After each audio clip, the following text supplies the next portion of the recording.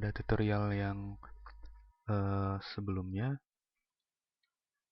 kita sudah membuat player ini dapat berjalan ke atas, ke bawah, kemudian ke kanan dan ke kiri. Namun animasi untuk gerakan yang berjalan itu belum bisa dimainkan.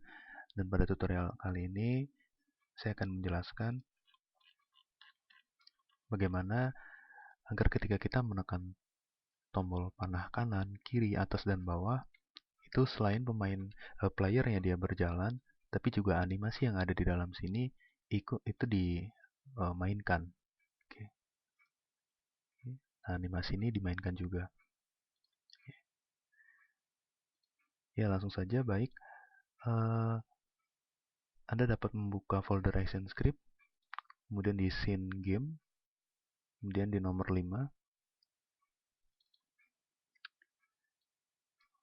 copy kodenya, kemudian balik ke scene game, klik layer action, dan kemudian buka actionnya, tambahkan atau paste kode yang sebelumnya di copy itu di bawah enter frame. Anda dapat mengenter ke bawah. Oke, kira-kira di sini paste. Oke. Nah, langkah kelima ini kita membuat fungsi, ya, animasi jalan namanya di sini. Ini fungsi untuk menjalankan animasi yang ada di dalam player. Fungsi itu sendiri adalah kumpulan dari perintah-perintah. Ya, yang jika dipanggil, perintah-perintah ini akan dijalankan. Tapi jika tidak dipanggil, maka ini tidak akan dijalankan perintahnya. Jadi perintah dalam fungsi itu akan berjalan jika nama fungsinya itu dipanggil. Nah, di sini kita membuat fungsi animasi jalan. Di sini ada jalan nomor plus plus, artinya variabel dari jalan nomor. Itu di bagian atas ada, sebelumnya sudah pernah kita buat jalan nomor, itu nilainya 1. Oke. Jadi plus plus ini artinya akan bertambah terus. Jadi 1 tambah 1, 2, tambah 1, 3, terus dan seterusnya. Nah, jika jalan nomor lebih dari atau sama dengan 16, maka jalan nomor sama dengan 1. Artinya seperti ini. 16 itu maksudnya, di sini saya membuat gerakan animasi pada setiap arah, artinya pada setiap kanan, atas, bawah, dan kiri, itu sebanyak 16 frame. Anda bisa buka playernya, kemudian Anda bisa lihat di sini ada 16 frame. Ya, 15, kemudian di sini 16. Oke. Saya balik lagi ke scene-nya. Ya. Nah, maksudnya di sini jalan nomor itu dia akan terus bertambah karena nanti ini akan kita panggil di dalam enter frame. Ya, dan di enter frame itu dia diulang terus, makanya jalan nomornya akan terus bertambah. Oke, jika jalan nomor lebih dari atau sama dengan 16, maka jalan nomor ini akan kembali menjadi 1. Nah, jika player.body, maksudnya jika player.body itu jika kita ada di dalam frame sini, ya, artinya frame di dalam sini aktif, itu tandanya mengapa saya berikan nama di sini di dalamnya itu body, ya. Jadi untuk mendeteksi apakah kita sedang berada di salah satu label animasi yang berjalan ini. Oke. Saya balik lagi ke scriptnya. Ya. Oke, jika player.body, ya, jika kita sedang berada di dalam player body, maka di sini diperintahkan go to and stop jalan nomor. Oke. Nah, jalan nomor ini nilai awalnya 1, maka dia di sini akan memainkan frame pertama. Oke. Jadi body maksudnya, oke, nih, ya. Dia akan memainkan frame pertamanya. Oke. Nah, kemudian ini akan dimainkan semua. Kenapa? Karena variabel jalan nomor itu kita buat tadi dia plus plus. Jadi 1 tambah 1, 2. Nah, jadi nilai dari variabel jalan nomor itu akan selalu berubah. Ya. Jadi awalnya dia 1, kemudian karena di sini kita masukkan dalam enter frame nanti, ini dipanggil enter frame, jadi dia bertambah terus. Ini bertambah jadi 2, ya, kemudian 3 dan seterusnya. Oke, dan jika dia sudah sampai di frame ke-16, oke, dia sudah sampai di frame 16, maka dia akan balik lagi ke 1. Oke, jadi animasinya akan selalu berulang. Oke, maka di sini kita masukkan player.goToEndStop jalan nomor. Jadi tergantung dia pergi dan berhentinya tergantung nilai dari variabel jalan nomor ini. Kalau dia nilainya 1, maka dia akan goToEndStop 1, 2 dan seterusnya. Ya, sampai dia ketika dia sudah sampai 16, dia akan balik lagi ke frame pertama. Dia akan mengulang jalan dari frame pertama lagi. Oke. Oke, selanjutnya silakan Anda buka script yang nomor 6. Nah, di sini ada script panggil fungsi animasi jalan. Oke. Nah, setiap fungsi ini jika tidak dipanggil maka dia tidak akan dijalankan. Fungsi itu sendiri adalah kumpulan dari perintah-perintah. Ya. Nah, jadi fungsi ini harus kita panggil agar perintah yang semua ada di dalam sini itu dijalankan. Oke. Nah, sekarang silakan copy ini. Copy, kemudian Anda bisa baca keterangannya saya berikan di sini. Letakkan script di atas ke dalam enter frame seperti berikut. Oke. Nah, letakkan di sini. Di bawah player.goToEndStop jalan belakang, kemudian dan seterusnya. Oke, jadi ini di copy. Kemudian paste di enter frame. Ya, jadi ketika dia berjalan kita sambil mainkan animasinya. Paste di sini. Paste. Paste. Paste. Oke, sekarang kita tes. Ctrl Enter.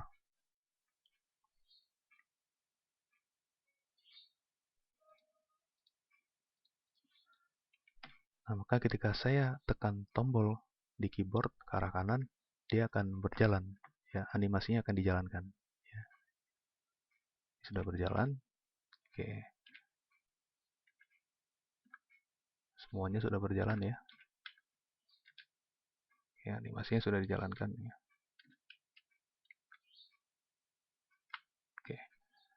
Nah, berikutnya saya akan menjelaskan bagaimana agar pemain ini player ini tidak berjalan di luar dari area jalurnya, di luar dari maze-nya.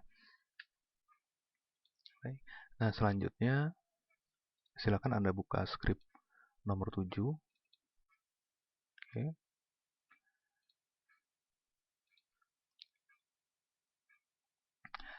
Oh iya, pada script nomor 7 ini saya belum menambahkan ya.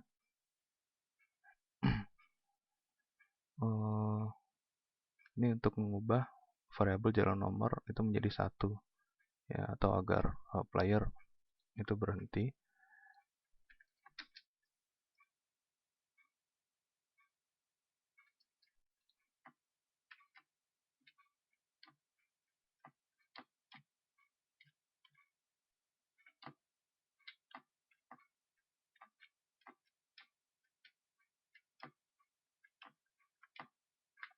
Oke. Ini silakan Anda copy.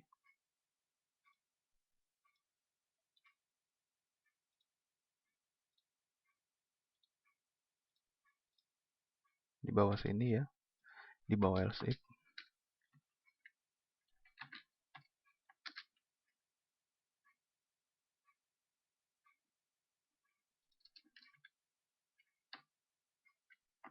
Oke.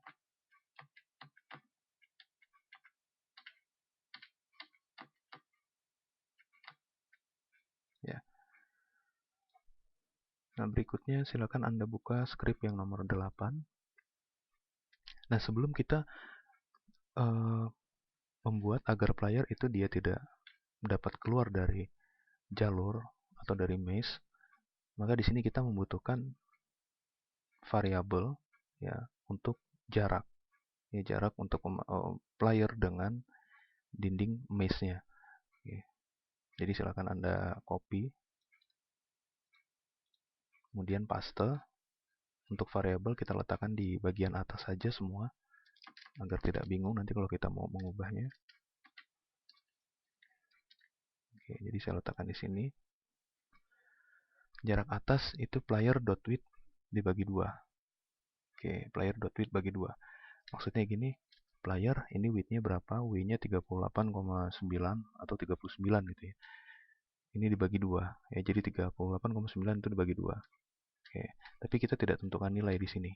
Kita tidak menentukan nilai, misalkan 39 bagi 2 itu 18 sekian, 18, sekian atau berapa ya. Jadi kita buat ini berjalan secara otomatis. Jadi biar komputer yang menghitung. Ya, kita cukup masukkan di sini player.width bagi 2. Kemudian ini player.width dibagi 4 ya untuk jarak yang kiri. Oke, kemudian setelah itu selanjutnya silakan buka script nomor 9. Nah, ini script untuk deteksi mesh. Ya, jadi silakan Anda copy. Ya, kemudian Anda lihat di sini ada keterangannya, tambahkan untuk di bagian enter frame. Ya, jadi tambahkan di bagian enter frame itu di bawah else. Ya, jadi tadi script ini kita copy, blok, copy, kemudian paste itu di bagian enter frame, di event enter frame di bawah else. Ya, di bawah sini. Paste. Oke. Maksudnya ini selama ya, selama mesh MC itu nama dari,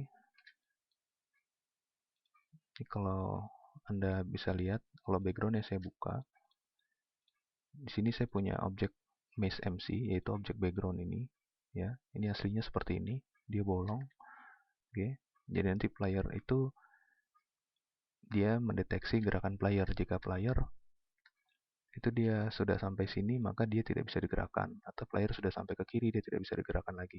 Ya, jadi ini yang mendeteksinya. Jadi kalau di Flash itu ada deteksi objek atau collision detection, deteksi tumbukan. Oke. Kita balik lagi ke scriptnya. Jadi mesh MC itu objek mesh ini, ya, namanya mesh MC. .hittest point itu deteksi tumbukan, ya, yang menggunakan koordinat x dan y. Player.x artinya x player, kemudian player.y minus jarak atas, jadi dikurangi dengan ini jarak atas. Jarak atas itu player.width dibagi 2 ya.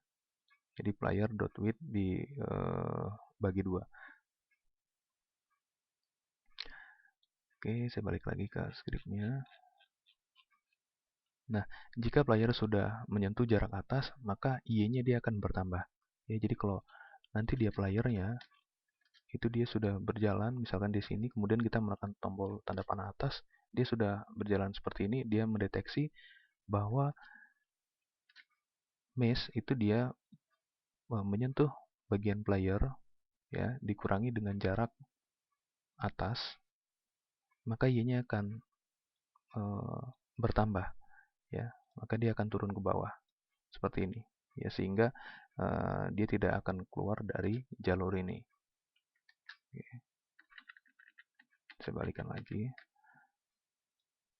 Nah, begitupun yang lainnya. Ya, ini untuk dengan jarak bawah, artinya dia dengan jarak bawah, dengan jarak jalan di bawah sini. Oke, jadi ketika dia sudah menyentuh bagian bawah sini, maka y-nya akan dikurangi, dia akan menaik ke atas lagi. Oke, ya. Maka ini membuat player tidak keluar dari jalur yang sudah kita tentukan. Nanti Anda dapat membuat jalur sendiri yang berbeda dengan yang saya buat. Kemudian ini untuk kiri dan kanan. Konsepnya sama seperti tadi. Fungsinya kiri berarti dia mendeteksi apakah player menyentuh dinding mesh, ya, seperti ini. Kalau dia menyentuh sampai dia menyentuh ke arah kanan, maka x-nya itu di minus, ya, dia minus, berkurang. Oke. Ketika dia sudah sampai sini juga dia bertambah, jadi ke kanan. Oke, jadi sehingga player ini tidak bisa melewati batas dari mesh ini, baik dia ke kiri, ke kanan, ataupun ke atas dan ke bawah. Oke. Saya akan coba tes. Kalau tidak ada kesalahan, maka ini akan berjalan.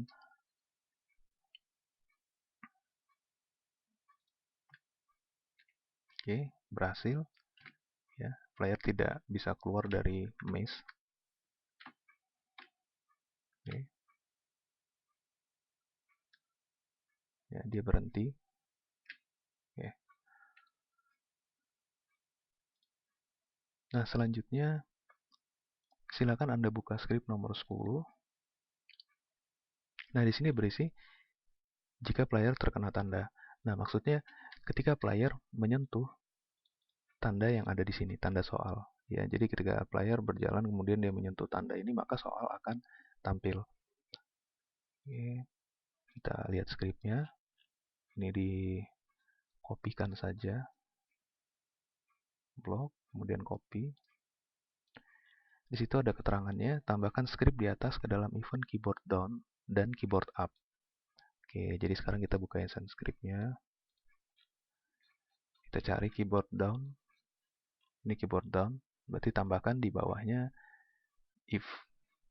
Yang perlu diingat, jangan sampai menambahkan script di bawah dari kurung kurawal ini. Ya, jadi script yang ada di keyboard down itu harus berada di antara kurung kurawal buka dan kurung kurawal tutup. Jangan di luarnya seperti ini. Ya, kalau kita paste di sini ini salah. Ya, jadi kita harus berada di dalam kurung kurawal. Di sini paste. Oke. Ini hasilnya. Kemudian di keyboard up juga. Jadi enter. Ya, kita harus di dalam kurung kurawal ini.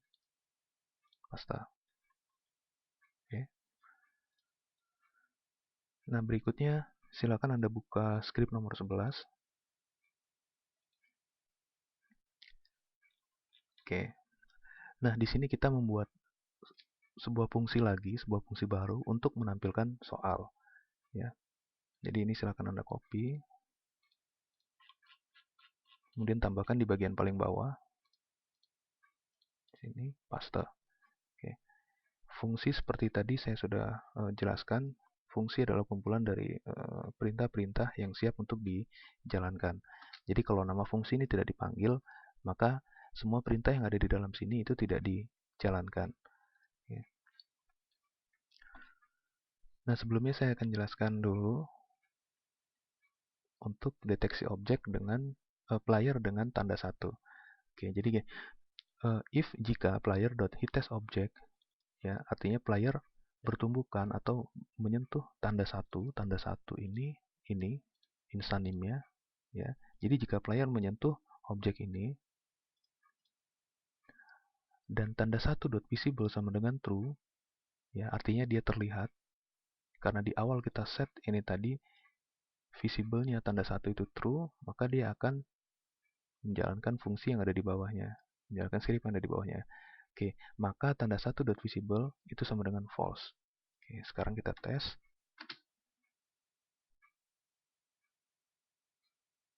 Ya, jadi tadi jika player menyentuh objek ini, ya, maka tanda 1.visible objek ini itu false visible-nya, dia menjadi tidak terlihat. Oke. Nah, seperti ini, dia menjadi hilang. Begitupun yang lainnya, tanda 2. Oke, itu tanda 3. Oke, 4, 5. Oke, jadi semuanya hilang. Nah, tetapi ketika dia hilang, soal belum muncul, ya, soalnya belum tampil. Nah, di bawah kita sudah membuat fungsi dari soal untuk menampilkan soal. Nah, tetapi seperti saya jelaskan tadi bahwa function ini hanya kumpulan perintah yang jika dia tidak dipanggil, maka semua script yang ada di dalam sini itu tidak akan dijalankan. Nah, jadi sekarang untuk selanjutnya silakan Anda buka script nomor 12. Nah, di sini ada fungsi untuk memanggil function dari tampil soal. Silakan Anda copy. Ya, kemudian ini silakan Anda tambahkan pada keyboard down dan keyboard up seperti berikut. Oke, jadi kita tambahkan di bawah sini. Oke, jadi selain tandanya kita hilangkan, kita juga menampilkan soal. Tambahkan.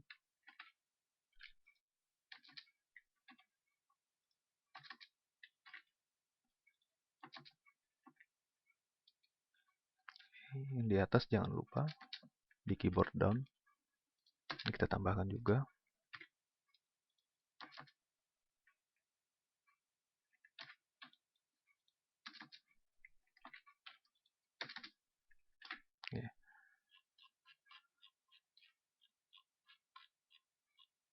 Ya, sebelum saya mencoba menampilkan soalnya atau mengcompile filenya, di sini akan saya jelaskan script dari tampil soal. Jadi ketika function dari tampil soal ini dipanggil, dia menjalankan script yang ada di dalamnya. Oke, pertama, ini kita merandom angka yang ada di dalam soal. Ya, jadi setiap kali soal itu dia tampil, itu angkanya dia acak. Sehingga pemain itu tidak mengetahui angka berapa yang akan muncul berikutnya, karena itu diacak. Ya. Jadi fungsi untuk mengacak angka di sini saya menggunakan random mat.cell, kemudian mat.random ini untuk pembulatan angka. Ya, karena kalau tidak menggunakan mat.cell atau mat.round atau .floor, maka hasilnya akan menjadi bilangan desimal. Oke, kali 10 ini batasnya. Ya, ini hanya untuk perkalian 1 sampai 10. Jadi kalau Anda ingin lebih dari 10, Anda bisa tambahkan misalkan sampai 20, tapi mungkin sangat kesulitan ya. Kalau misalkan 20 kali 15 ya, mungkin saya juga bingung kalau mau bermain dengan soal perkalian yang sangat rumit, apalagi untuk anak-anak. Ini hanya untuk anak-anak, jadi saya gunakan di sini dari 1 sampai 10 perkalian yang digunakan.